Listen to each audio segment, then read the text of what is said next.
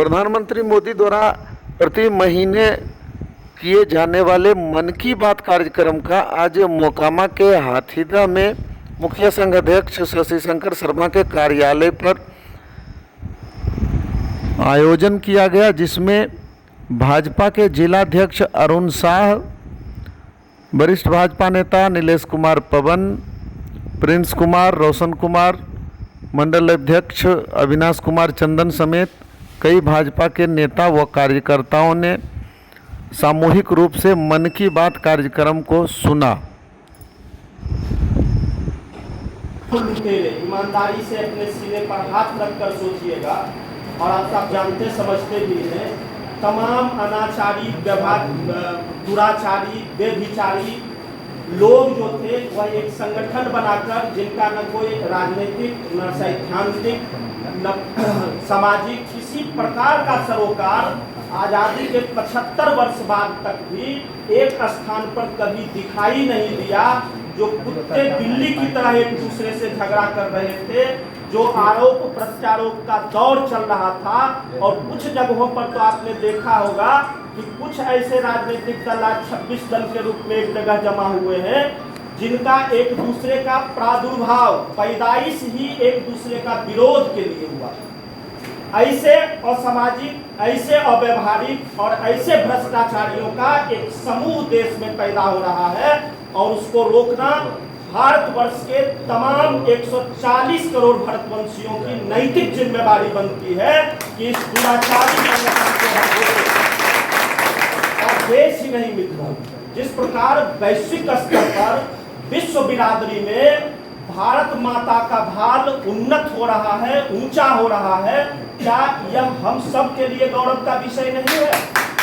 आज जिस प्रकार के सम्मान की नजर से मां भारती को वैश्विक बिरादरी देख रहा है, जिस तरह से व्यापार का न्योता हमको मिल रहा है, जिस तरह से हम चांद पर पहुंच रहे हैं और धरती से 15 लाख किलोमीटर की दूरी पर जाकर सूर्य को झांकने का हमने साहस किया है, यह अपने आप को हम नरेंद्र भाई मोदी की बात इसलिए करते हैं,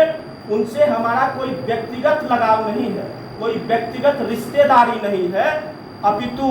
राष्ट्र निर्माण के लिए जो उन्होंने संकल्प लेकर सिद्धि तक राष्ट्र को पहुंचाने का संकल्प लिया है, जो साहस दिखाया है, हम हमेशा उसको सजदा करते हैं। नरेंद्र भाई मोदी का नाम लेते हैं, और जब आप गंभीरता से झांकेंगे उनके 10 साल के, 9.5 साल के राजनीतिक जीवन को, जब प्रधानमंत्री के रूप में भारत के मानचित्र पर उन्होंने परचम लहराया भारतीय जनता पार्टी के संगठन का, उसके बाद का उनका जो जीवन है वह संतोषप्रद है। राजनीति के उस खानदान से हम सब आते हैं, यह भगवा राजनीति के उस खानदान का नाम है जहां श्यामा प्रसाद मुखर्जी, पंडित दीनदयाल उपाध्याय, अटल बिहारी वाजपेयी, आडवाणी जी जैसे लौह पुरुष पैदा होते हैं, और उसी कड़ी में, उसी साग का, उसी वृक्ष का एक मधुर फल जो हमेशा हम लोगों के स्वस्थ रहने का, आयुष रहने का, विकसित होने का और विकास के मार्ग पर सकारात्मक दिशा में प्रशस्त करते हुए, उस व्यक्ति का नाम है नरेंद्र भाई मोदी। वह प्रधानमंत्री बनते हैं, हम सब जानते हैं, और हमारे ऊपर एक आरोप गठित है कि हम धर्म की बात करने वाले लोग हैं, और हम गौरवान्वित होकर आप सबों को साक्षी मानकर कहते हैं कि हाँ, हम धर्म की बात करने वाले लोग हैं, चूंकि पुत्र धर्म, पिता धर्म, भाई धर्म, पति धर्म, ये सारे धर्म हैं, और इस धर्म का पालन हम सनातनी होने के नाते जानते और समझते हैं। लेकिन भारतीय जनता पार्टी हमेशा सेकुलरिज्म की बात करती है, लेकिन याद रहे यह सकारात्मक सेकुलरिज्म की बात करती है, जो देश में बम फोड़ने का काम करेगा,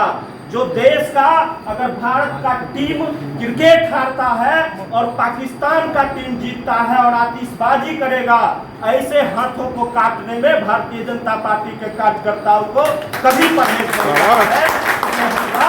जमीन पर पैदा हुए शशि शंकर भैया जिंदाबाद, जिंदाबाद जिंदाबाद, अरुण बाबू जिंदाबाद, जिंदाबाद जिंदाबाद। तो हमने कहा कि हम सकारात्मक सेकुलरिज्म के उपासक हैं, हम एकात्म मानववाद के उपासक हैं, हम संस्कार और संस्कृति के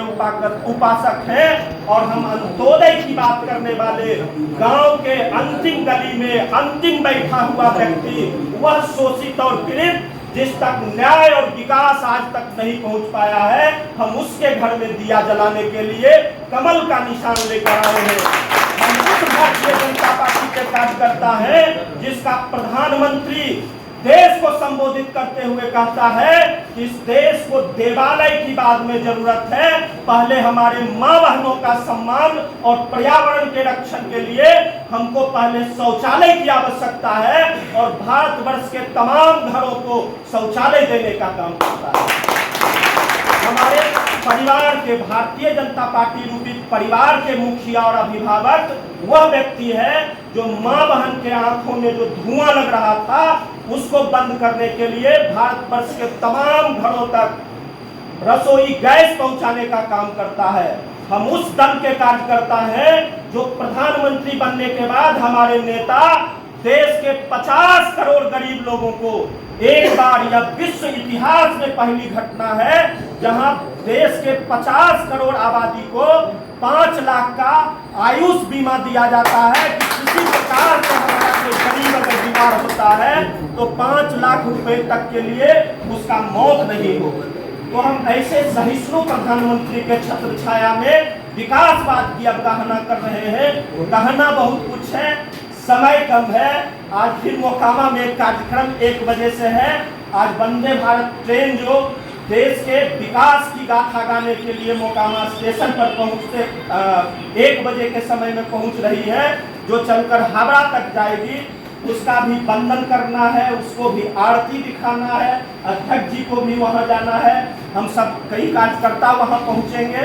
तो फिर किसी बैठक में हम सब बैठेंगे और जितनी गाथा गाई जाए, जितना बात बोला जाए, देश को 7 एम्स था, आज हमारे पास 22 एम्स है। यह गौरव का विषय है।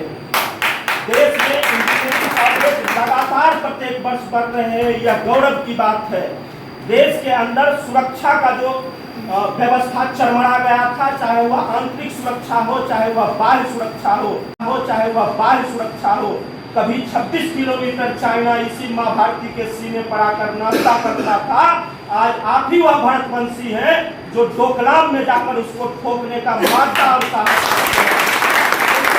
कई कहानियां हैं, कई बातें हैं जिसको हमारे पुरुषार्थी और ऊर्जावान प्रधानमंत्री ने कर दिखाया है, और यही हमारी कमाई है। और इसी के बल पर न केवल जैसा कि अध्यक्ष जी ने कहा कि 2024 का लोकसभा चुनाव, अपितु 2025 का विधानसभा चुनाव भी हम अपने श्रम जल से, अपने मेहनत से, अपने पसीना के बल पर जीतेंगे। और आप सबके सहयोग से बिहार में भी भारतीय जनता पार्टी की सरकार होगी।